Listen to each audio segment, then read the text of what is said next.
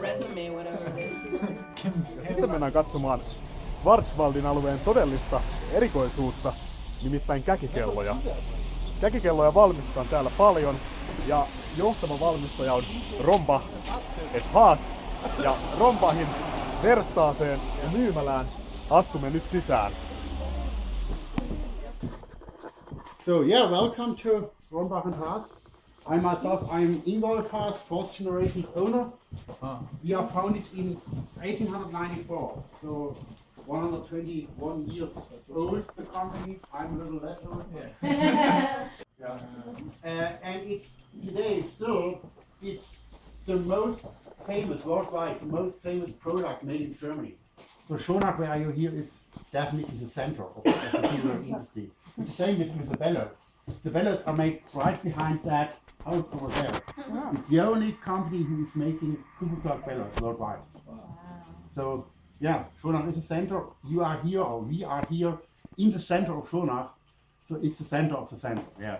And I myself, I'm since 17 years now. I'm the chairman of the Cuckoo Clock Association. So you are really in the heart of the cuckoo clock. Ja nyt ollaan täällä näyttelyhuoneessa.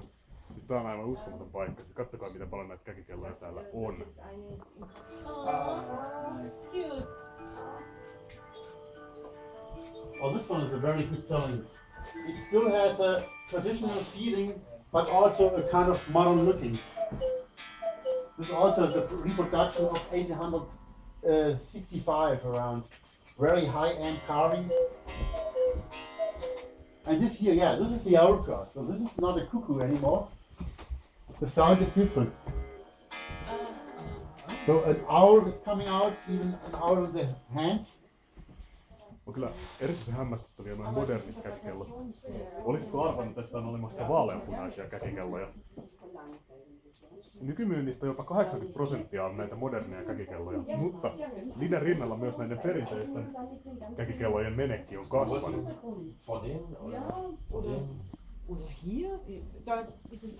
Ja näitä käkikelloja kyllä todella löytyy joka lähtöön. Nimittäin tämä tässä valmistettiin Vladimir Putinille. Eli Putinilla on tällainen käkikello Kremlissä. Tämä on tietysti kopio siitä Putinin kappaleesta.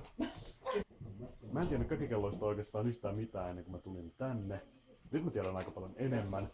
Mä saatiin tältä paikan pomolta tosi asiantuntevaa selostusta käkikellojen valmistamisesta ja muusta. Ja oikeasti ihan uskomatonta millaisia moderneja käkikelloja täällä valmistuu. Ja mieletöntä, jos itsekin osaisi tommosia valmistaa. Isojen käkikellojen tekeminen saattaa viedä viikkokausia. Ja pienemmät saattaa valmistua niinkin nopeasti kuin 10 päivässä. Tää Rombach on uudistanut käkikellokonseptia ja täällä valmistuukin nimenomaan moderneja käkikelloja. Tässä kerrottiin aika paljon historiasta, myynnin historiasta ja muusta. Jossain vaiheessa esimerkiksi saksalaiset piti näitä käkikelloja ihan kitsinä. Mutta tosiaan Rombachin uudistukset on tehnyt sen, että käkikellot myy taas myös saksalaisille. Ja tärkeimmät markkinat löytyy kuitenkin ulkomailta.